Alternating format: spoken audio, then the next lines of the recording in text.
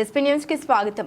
ఈ రోజు నిడదవోలు నియోజకవర్గం నిడదవోలు పట్టణం నందు 1వ, 2వ మరియు 28వ వార్డుల్లో జనసేన తెలుగుదేశం పార్టీ మరియు భారతీయ జనతా పార్టీల ఆధ్వర్యంలో ఎన్నికల ప్రచార జన చైతన్య రథయాత్ర కార్యక్రమం నిర్వహించారు.